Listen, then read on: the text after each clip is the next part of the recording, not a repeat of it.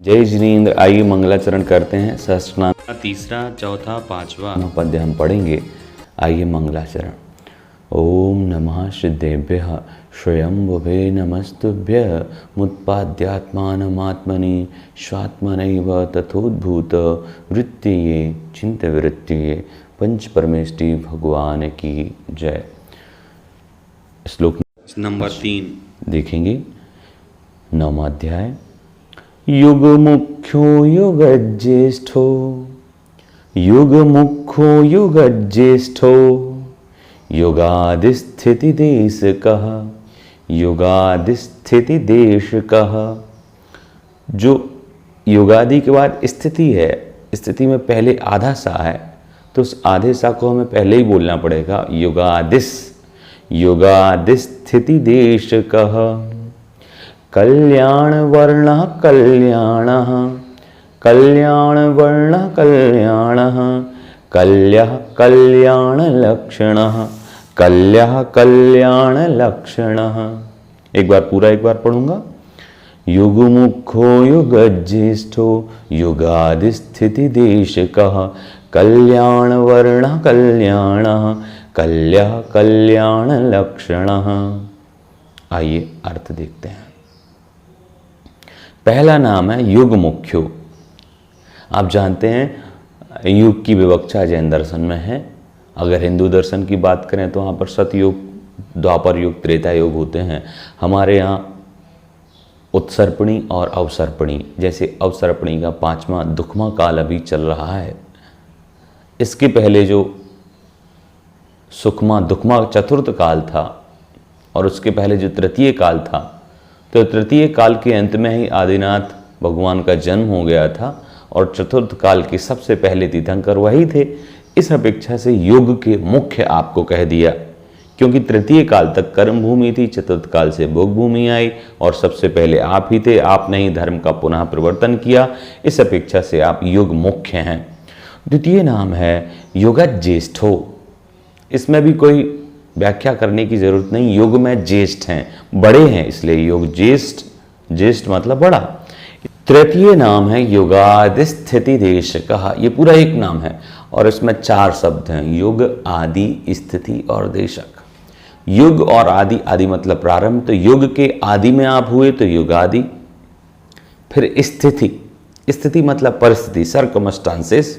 तो युग के आदि में जो परिस्थितियां थीं उनके आप देशक हैं। आपने उस समय उपदेश दिया था। गृहस्थ अवस्था में भी आपने लोगों का हित किया था। कैसे किया था? असी मसी कृषि वाणिज्य आदि विद्याओं का ज्ञान दिया। कृषि कैसे करना है, पेट कैसे भरना है, क्योंकि उसके पहले तो भोग भूमि थी ना।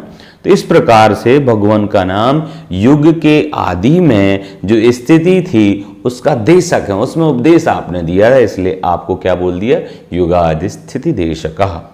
3 नाम हुए। चौथा नाम है कल्याण वर्ण। वर्ण मतलब रंग, कलर, और कल्याण मतलब मंगल। कई बार स्वर्ण भी इसका अर्थ ले लेते हैं, तो स्वर्ण वर्ण वाले आप हैं, या फिर सभी, जैसे कहते हैं ना, आप तो उस रंग में रचे पचे हो, आप तो अध्यात्म के रंग में रचे हो।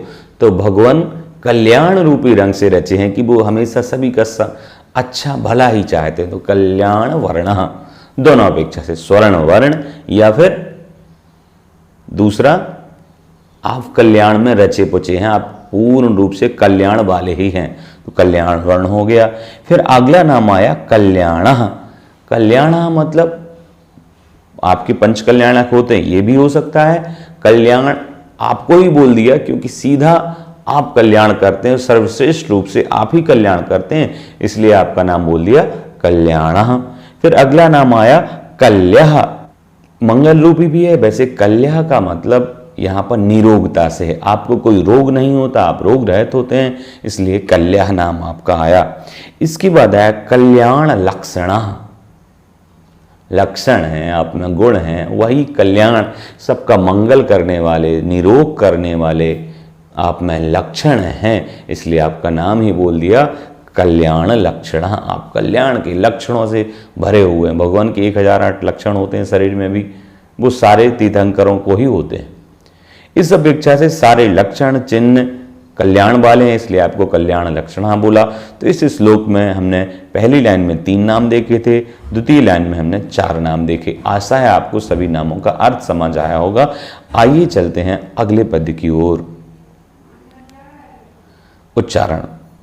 कल्याण प्रकृतिर्दीप्तः, कल्याण प्रकृतिर्दीप्तः, कल्याणात्मा विकल्मषः, कल्याणात्मा विकल्मषः, विकलंका कलालीतः, विकलंका कलालीतः, कलिलग्न कलाधरः, कलिलग्न कलाधरः। एक बार पूरा। कल्याण प्रकृतिर्दीप्तः, कल्याणात्मा विकल्मषः, विकलंका कलातीतः, कलिलग्न कलाधरः। अर्थ। पहले नाम देखेंगे तो सबसे पहले कल्याण प्रकृति, द्वितीय दीप्तः, तृतीय कल्याणात्मा, चौथा विकल्मषः, पांचवा विकलंकः, छठवां कलालीतः, सातवां कलिलग्नः और 8वां कलाधरः। ये 8 नाम इस श्लोक में है। पहले नाम का अर्थ देखते हैं, कल्याण प्रकृति। जैसे इसके पहले नाम आया था कल्याण लक्षण या कल्याण वर्ण, अब ऐसे ही नाम आ गया कल्याण प्रकृति। प्रकृति का मतलब होता है नेचर, स्वभाव। तो आपका स्वभाव ही है कल्याण वाला, सभी का कल्याण करने वाला, तो नाम कह दिया कल्याण प्रकृति ही। फिर उसके बाद नाम आया दीप्तः। दीप्त, दीपक जो जलता है रोशनी देता है और वो तेल से जलता है, पर भगवान एक ऐसे सूर्य हैं, एक ऐसे दीपक हैं जिसे किसी तेल की सहायता नहीं पड़ती। निर्धूम बरती रपवर्जित तैल पूरा।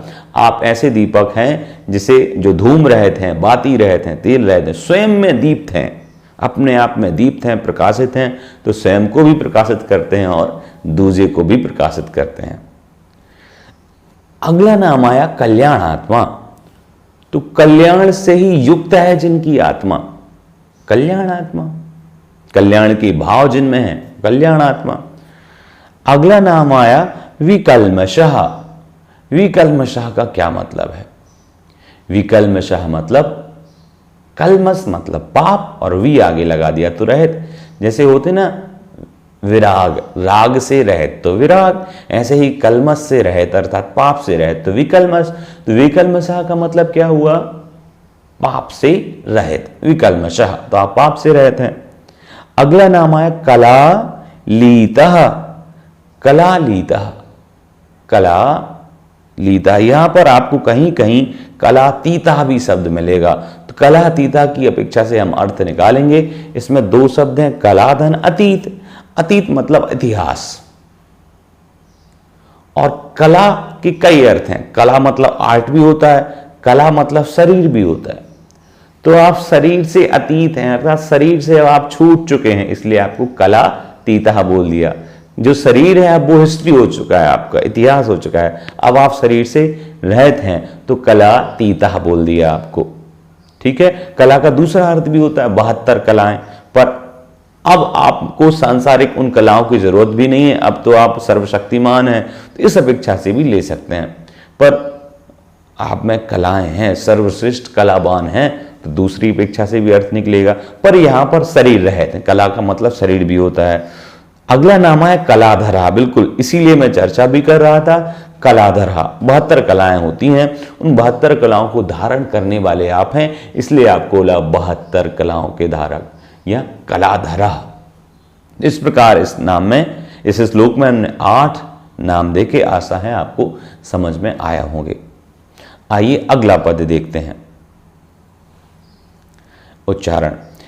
देवदेवो जगन्नाथो, देवदेवो जगन्नाथो, जगद्बन्धुर्जगद्विभुः, जगद्बन्धुर्जगद्विभुः, जगद्धितैसिलोचज्यः, जगद्धितैसिलोचज्यः, सर्वगो जगदग्रजः, सर्वगो जगदग्रजः। एक बार पूरा। देव देवो जगन्नाथो जगद्बंधुर् जगद्विभु जगद्धितैसिलोचज्य सर्वज्ञो सर्वगो जगदग्रजः सर्वगो जगदग्रजः। इसको जगदग्रजा ही बोलना है, ठीक है। आइए अर्थ समझते हैं। देव देवो का हो जाएगा देव देवः, जगन्नाथो का हो जाएगा जगन्नाथः, जगद्बंधु और जगत विभु के ऊपर, जगत के ऊपर जो राकी रेप है वो राकी रेप विसर्ग बनेगी, तो जगत बंधु जगत विभु जगत हितैषी। जो हितैषी लिखा है वो सही लिखा है, जब संधि विच्छेद होगा स्पष्ट होगा तो वो ढाका हा बन जाएगा, तो हितैषी हो जाएगा। फिर लोचज्जः, फिर सर्वगः, फिर जगदग्रजः। आइए इनका अर्थ देखते हैं। देव देवः, देव देवा को क्या समझना, देवों के देव हैं हम आप।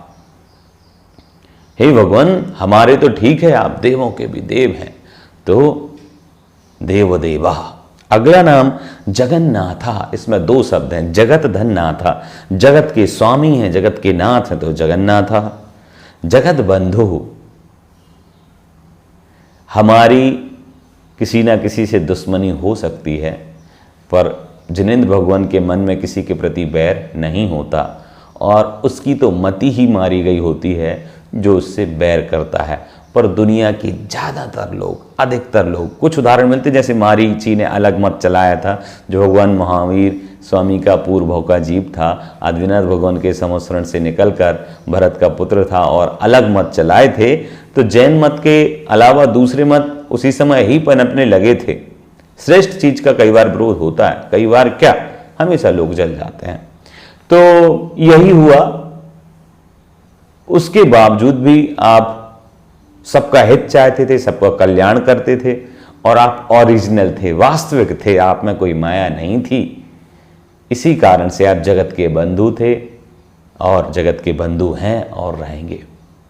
आदिनाथ भगवान मेरे तो फेवरेट हैं, मेरे बंधु हैं, तो उनको मैं नमस्कार करता हूँ। मुझे लगता है आपको भी शायद अच्छे लगते हों।